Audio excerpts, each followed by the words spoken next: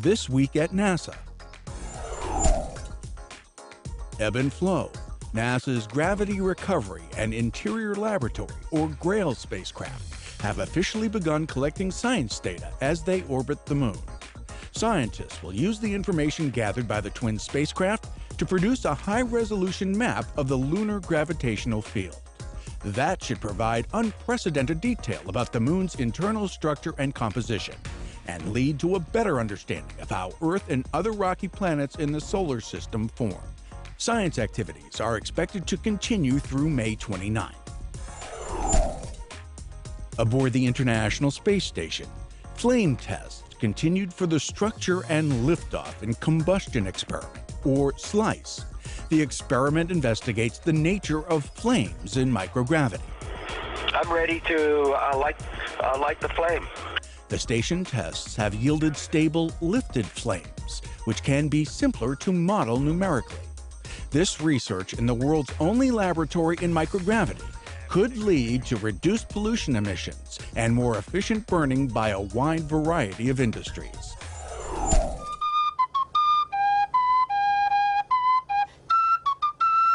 Last year, Irish-American astronaut Cady Coleman celebrated her St. Patrick's Day playing 2 Irish instruments while she orbited the Earth aboard the International Space Station. This year, Coleman was on center stage at the Kennedy Center in Washington to return the antique wooden flute and shiny tin whistle to its owners, internationally acclaimed recording artist Paddy Maloney and the Chieftains. Coleman then accepted an invitation to perform with the 6-time Grammy winners the traditional Irish tune, Fanny Power. When I got the chance to go live on the space station and I knew I would take my flute with me, it occurred to me that a nice way to share our amazing experience at NASA up on the space station is to bring something of other people's that will bring them with us as well. And here she was talking and she was showing the flute and everything was floating and her hair was sticking up. It was magic. I mean, I couldn't believe it. The Washington, D.C. concert was part of the Chieftains' 50th anniversary tour. Why do we need engineers? The things that we want to do, the technology development that we have to do to put humans beyond low Earth orbit, which is our ultimate goal, require people with engineering backgrounds. NASA Administrator Charlie Bolden was at Georgia Tech to help kick off Stay With It, a new White House initiative to attract more U.S. college students to engineering. So stay with it. Stay with it. Stay with it. Stay with it. Stay with it. Along with Intel, MTV, Google, and Facebook, the online host for the announcement, the President's Council on Jobs and Competitiveness has forged this new public-private partnership through which students can learn about engineering internships, financial support, and summer bridge programs for entering freshmen. More than 65 companies have aligned with Stay With It to double their engineering internships this year.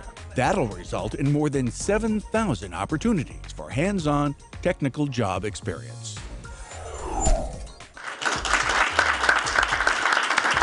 Administrator Bolden has been honored with a Patriot Award for his support of employees serving in the National Guard and Reserve. Guard and Reserve employees or their spouses can nominate supervisors for the Department of Defense honor. I think it's really important for us as an organization to recognize the talent that they bring and find a way to get them back into the workforce if they left us to go off to do their reserve or their National Guard time, because they bring an incredible wealth and breadth of talent that we're always searching for. Also receiving a Patriot Award, but unable to attend the NASA headquarters ceremony, was Associate Administrator for Human Exploration and Operations, Bill Gerstenmaier. Accepting on his behalf was the Directorate's John Olson.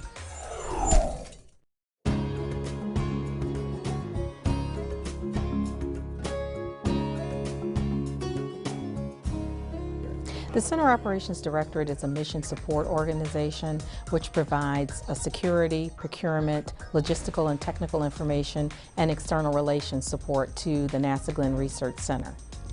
I think NASA has been a place that has given me a wealth of opportunities. I came here as a human resources director, and I learned a lot about federal employment because I had never worked for the federal government before.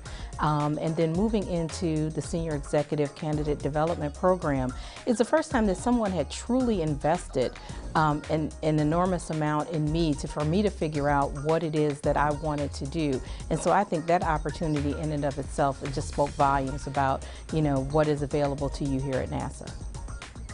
A number of people have inspired me, and I like to believe that, I get inspiration daily, but most often I have to think of my grandmother and my mother, who are just, fabulous role models. But here at NASA, I have met just some phenomenal women. I had the opportunity to meet Katherine Johnson, who is referred to by many people as the human computer, and people like Christine Darden and Crystal Johnson, people who have gone into the senior executive service before me and have really paved the way. So, inspiration is all around me. I hope that I am inspiring the next generation of women managers, but also inspiring students to be lifelong learners and realize that anything is possible with education and hard work. About 150 students from 18 schools in Mississippi and Louisiana got an inside look at the Stennis Space Center during a Women's History Month event. The outing was part of the GEMS program for girls excited about math and science. The students were treated to activities and workshops, including a fashion show that featured business attire, an introduction to information technology, a cryogenics demonstration, and details about college and career planning. Air Force Flight Test Center Commander General Robert Nolan and other dignitaries recently dedicated a street at Edwards Air Force Base in California to honor the late NACA test pilot Scott Crossfield. Crossfield became the first pilot to reach Mach 2, twice the speed of sound, in the Douglas Skyrocket on November 20th, 1953. And when you talk about Scott Crossfield, think about the sacrifices and the risk that he took. Think about flying Mach 2 in the 1950s. Think about the first flight in the X-15. And then think about a career dedicated to aviation.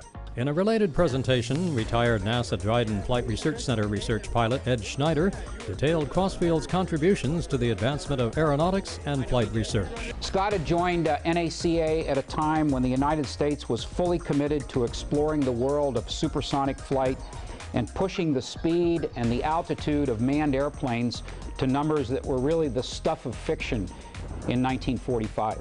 Crossfield later helped design the cockpit of the famed X-15 rocket plane while employed by North American Aviation in the late 1950s. He flew the first 14 developmental demonstration flight tests of the craft before it was turned over to the Air Force and NASA for the joint X-15 hypersonic flight research program.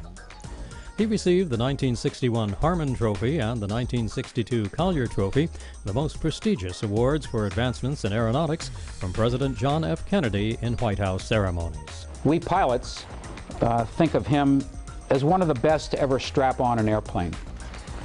And perhaps I remember him best as an American hero who always came across as an unassuming, well-mannered gentleman. It doesn't always happen that way.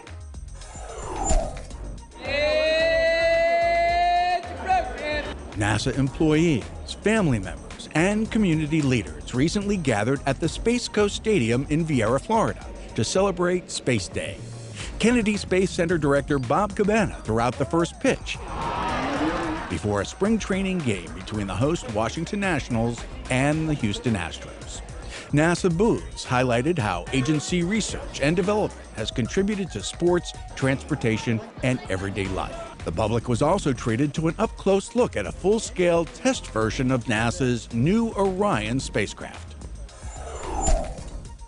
86 years ago, on March 16, 1926, Robert Goddard successfully launched the world's first liquid fuel rocket from a field in Auburn, Massachusetts. Goddard continued his rocket development work throughout the remainder of his life, achieving numerous milestones and helping pave the way for contemporary spaceflight. Established in 1959, the Goddard Space Flight Center at Greenbelt, Maryland was named in his memory. 2, 1, ignition. And on that same date, 46 years ago, the Gemini Titan 8 launched from Cape Canaveral, Florida, on its way to becoming NASA's first manned docking mission. Astronauts Neil Armstrong and Dave Scott docked their capsule with an unmanned Agena target vehicle. While docked, a thruster malfunction caused a near-fatal tumbling of the craft. The crew was able to stabilize the vehicle, but used up too much fuel in the process, scrapping plans for a spacewalk and other activities. About 10 hours after launch, Armstrong and Scott made the first emergency landing of a manned U.S. spacecraft as Gemini 8 splashed down safely in the western Pacific Ocean. 30 years ago, on March 22, 1982, Space Shuttle Columbia launched from the Kennedy Space Center on STS-3. NASA's third Space Shuttle mission was one of several test flights to qualify shuttle systems for operational flights. Commander Jack Lousma and pilot C. Gordon Fullerton tested the Canadarm remote manipulator system and gathered data on how Columbia handled the sun's heat in various attitudes. STS-3 was the only shuttle mission to land at the White Sands Space Harbor near Las Cruces, New Mexico. And 16 years ago, on March 22, 1996, Space Shuttle Atlantis launched from the Kennedy Space Center on STS-76. It was the first flight of the SpaceHab pressurized module to support shuttle Mir dockings, and the third link-up between the U.S. spacecraft and the Russian space station. The flight delivered Shannon Lucid to Mir to become the first American woman to live on the station and kick off a continuous 2-year U.S. presence in space. STS-76 was commanded by Kevin Chilton. Richard Searfoss was its pilot. Mission specialists were Linda Godwin, Michael Clifford, and Ronald Sega. And that's This Week at NASA. For more on these and other stories, or to follow us on Facebook, Twitter, and other social media, log on to www.nasa.gov.